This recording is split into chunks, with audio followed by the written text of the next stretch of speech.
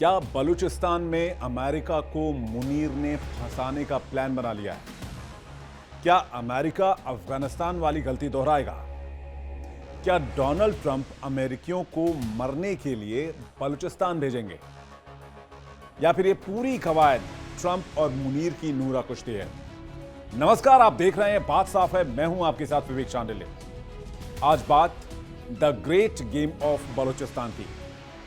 इस मुद्दे को समझने के लिए अफगानिस्तान और बलूचिस्तान को समझना होगा और यह भी देखना होगा कि अमेरिका अफगानिस्तान से आखिर क्यों भागा था। अमेरिका का अफगानिस्तान से 2021 में वापसी करना एक बड़ा और मुश्किल भरा फैसला था, जिसके पीछे कई ऐतिहासिक, राजनीतिक, आर्थिक और रणनीतिक कारण थे। अमेरिका ने यहां से निकलने का फैसला इसलिए किया क्योंकि लंबे समय तक युद्ध और थकान से अमेरिका पर सवाल उठ रहे थे। दरअसल अमेरिका ने 2001 में 9/11 के हमलों के बाद अफगानिस्तान में अलकायदा और तालिबान के खिलाफ युद्ध शुरू किया। यह युद्ध 20 सालों तक चला, जो अमेरिका के इतिहास का सबसे लंबा युद्ध माना जाता है। लेकिन इस दौरान अमेरिका के लगभग 2400 सैनिक मारे गए और 20,000 से ज्यादा घायल हुए। इसके अलावा युद्ध पर अमेरिका ने $2 ट्रिलियन से अधिक खर्च किया, यानी आज की तारीख में भारत की इकोनॉमी का लगभग आधा। अमेरिकी जनता और सरकार में युद्ध को लेकर थकान बढ़ रही थी, क्योंकि ठोस जीत या स्थायी शांति का लक्ष्य अमेरिका हासिल नहीं कर पा रहा था। इसलिए 2020 में तत्कालीन ट्रंप प्रशासन ने तालिबान के साथ दोहा, कतर में एक समझौता किया, जिसमें अमेरिका ने मई 2021 तक अपनी सेना वापस बुलाने की सहमति दे दी। इसके बदले तालिबान ने वादा किया कि वो अमेरिका या उसके सहयोगियों पर हमला नहीं करेगा और अफगान सरकार के साथ शांति वार्ता करेगा। यह समझौता इसलिए था क्योंकि अमेरिका की वैश्विक रणनीति में बदलाव आया था। अफगानिस्तान के बजाय अमेरिका अब चीन और रूस जैसे बड़े प्रतिद्वंद्वियों पर ध्यान देना चाहता था। लेकिन जब अमेरिका ने वापसी शुरू की, तालिबान ने पाला बदल लिया और तालिबान ने शांति वार्ता के बजाय तेजी से अफगानिस्तान के इलाकों पर कब्जा करना शुरू कर दिया। अफगान सेना ने बिना ज्यादा प्रतिरोध के आत्मसमर्पण कर दिया, जिसके कारण काबुल जल्दी गिर गया और ये अमेरिका की एक बड़ी नाकामयाबी मानी जाती है। और इसलिए अमेरिका ने एक लंबे और महंगे युद्ध को छोड़कर भागने का फैसला किया, जो कई मायनों में अपरिहार्य था। हालांकि वापसी की प्रक्रिया में गलतियां और अफगान सरकार की असफलता ने इसे अव्यवस्थित बनाया, जिससे तालिबान को तेजी से सत्ता हासिल करने का मौका मिला। तो क्या यही स्थिति बलूचिस्तान में अमेरिका दोहराना चाहेगा? चलिए बात करते हैं अमेरिका के बलूचिस्तान प्रेम की।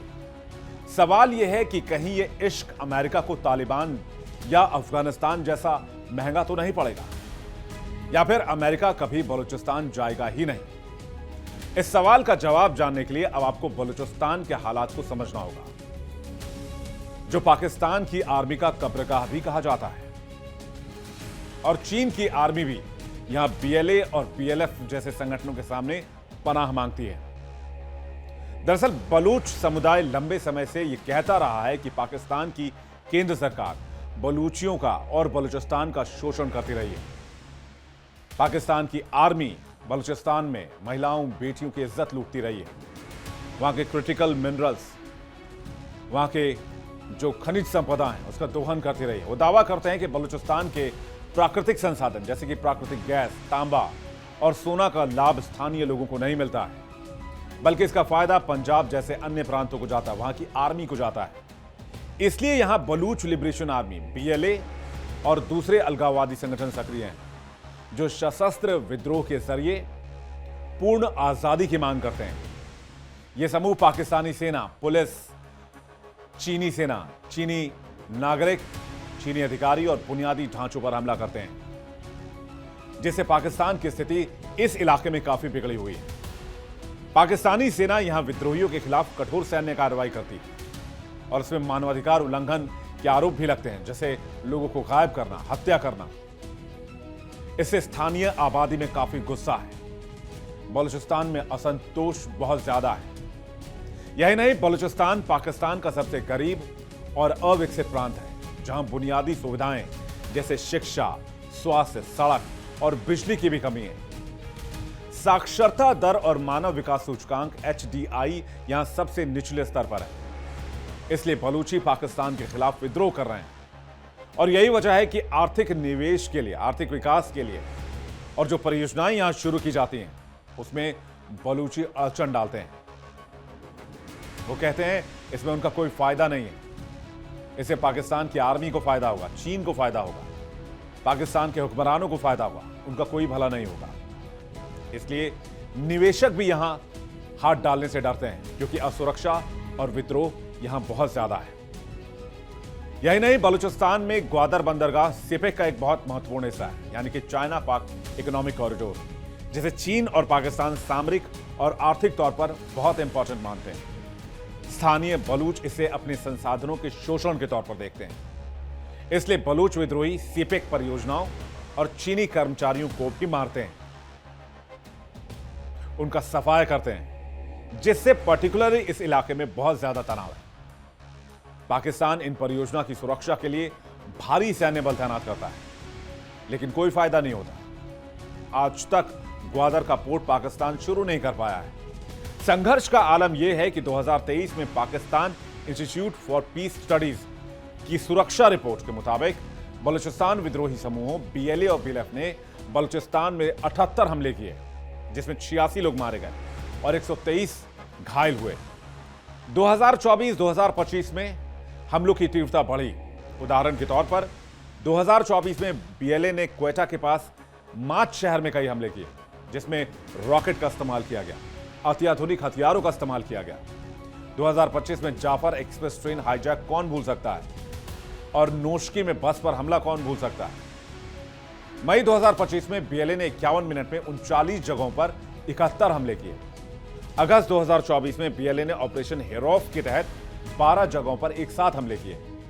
पिछले 10 साल के आंकड़ों के आधार पर 2015 से 2025 तक बलूचिस्तान में सैकड़ों हमले हुए हैं, जिसमें पाकिस्तानी आर्मी को निशाना बनाया गया, जिसमें छोटे बड़े और आत्मघाती हमले भी शामिल हैं। BLA और दूसरे समूह जो यहां पर BLA को समर्थन देते हैं, जैसे BLF और मजीद ब्रिगेड, ने हर साल सैकड़ों हमले किए हैं।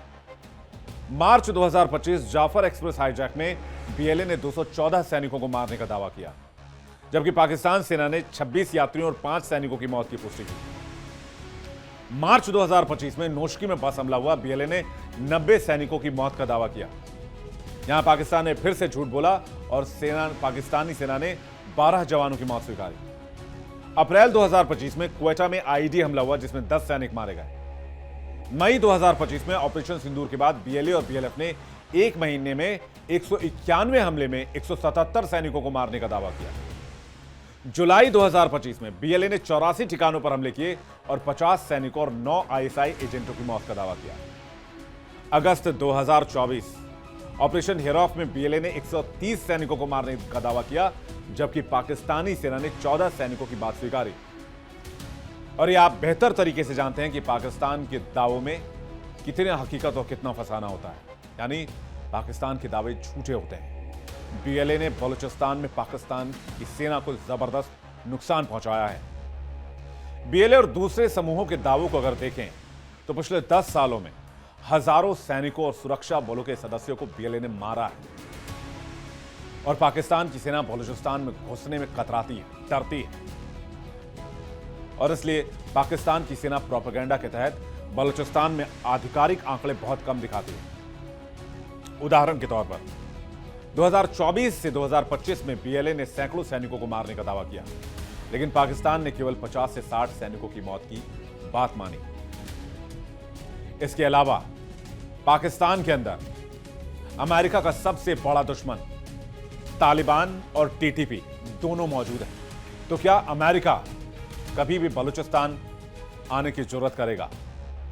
बात साफ है कि जिस बलूचिस्तान के ख्वाब अमेरिका देख रहा है, या जिस बलूचिस्तान के ख्वाब मुनीर अमेरिका को दिखा रहा है, पहले से जमीन वहां पाकिस्तान के जवानों के खून से लाल है।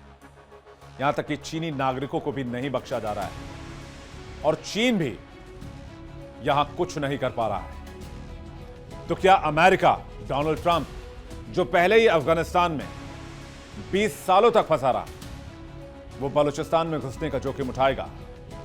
या फिर अमेरिका का बलूचिस्तान दांव बदलते अंतरराष्ट्रीय रिलेशंस के बीच भारत के लिए एक डिकॉय है? आप क्या मानते हैं? कमेंट सेक्शन में हमें जरूर बताइएगा आपकी राय क्या है। साथ ही हमारा ये शो आपको कैसा लगा ये भी कमेंट सेक्शन में हमें जरूर लिखिएगा। बात साफ है में इसी तरह किसी और मुद्दे पर डिटेल से चर्चा करेंगे। तब तक आप देखते रहिए इंडिया डेली। नमस्कार।